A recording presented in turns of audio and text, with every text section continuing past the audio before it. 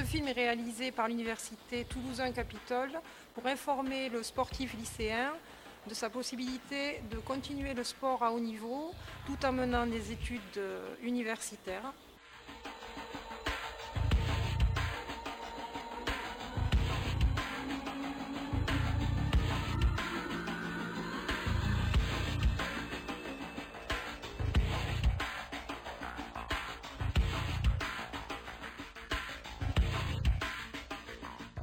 Notre université a toujours eu, depuis maintenant une quinzaine d'années, une politique très active pour aider les sportifs de haut niveau à faire des études dans de bonnes conditions. Donc nous avons aménagé leur cursus de manière à ce qu'ils puissent suivre des cours malgré les contraintes de l'entraînement et les compétitions évidemment qui arrivent souvent un peu en même temps que les épreuves. Donc on a souvent été amené à leur aménager des cursus, à leur aménager des épreuves pour qu'ils réussissent dans de bonnes conditions.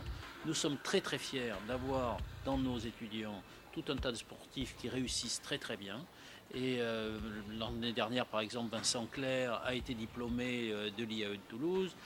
Mais on a dans tout un tas de disciplines des sportifs de haut niveau qui sont en compétition. On a, je crois, en ce moment 9 étudiants qui sont dans les listes de préqualification pour les Jeux Olympiques. On espère qu'un certain nombre d'entre eux iront jusqu'à la phase finale.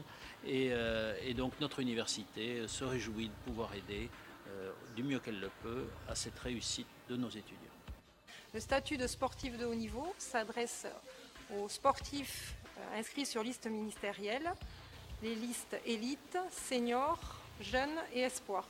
Il s'adresse également aux sportifs issus des pôles Espoir France et des centres de formation de clubs, et également les sportifs de bon niveau national. Ces sportifs de haut niveau ont de la possibilité de se manifester auprès du service des sports, de conclure une convention avec ce service pour bénéficier d'un certain nombre d'avantages leur permettant de concilier à la fois la poursuite de leurs études et la réalisation de leur sport.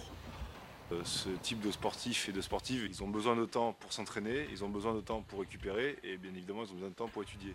Et tout ça casé dans une journée, c'est pas évident. Et après bien tenir cette table plus longtemps. La moitié de l'année, les athlètes sont en stage.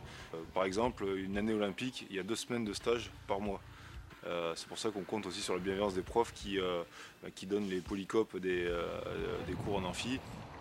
Tous les sports de haut niveau, à un moment donné, sont exigeants en temps, en concentration, en fraîcheur mentale aussi pour bien réaliser les choses. Donc c'est un peu la course. Il faudrait arriver à dégager un petit peu plus de temps pour être un peu plus serein, quoi.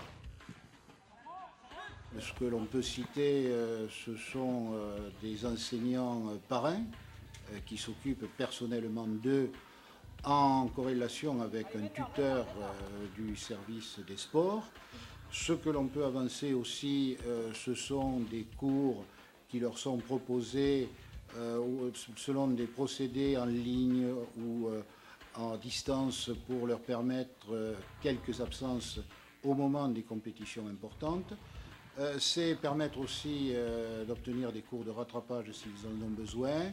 Et c'est surtout aussi, ce que je crois très important pour des étudiants, au moment des examens, d'avoir la possibilité de bénéficier d'aménagements à partir de justifications qu'ils pourront produire.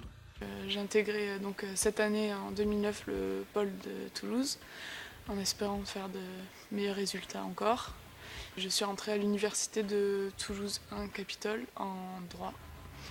Les professeurs, il y a eu un bon engagement au niveau des polycopiés. On a pu recevoir tous les cours très rapidement, donc ça fait plaisir. Je me suis mise à l'aviron et ça m'a tout de suite plu. Ce rapport avec la compétition et le dépassement de soi. Je suis à l'université de l'Arsenal. Je suis à Sciences Po, Toulouse, donc l'IEP, et je suis en première année. Il y a une convention qui a été signée entre le CREPS et l'université, donc, qui me permet, avec une mention bien au bac, de ne pas passer le concours, qui en fait était pendant une compète, donc j'étais pas du tout là. Je passe un certain temps à la piscine quand même, et pour construire une semaine. En fait, c'est difficile de tout faire tout bêtement, même d'être partout, d'arriver à suivre tous les cours. C'est la première difficulté. Et d'organiser mes séances d'entraînement dans la semaine.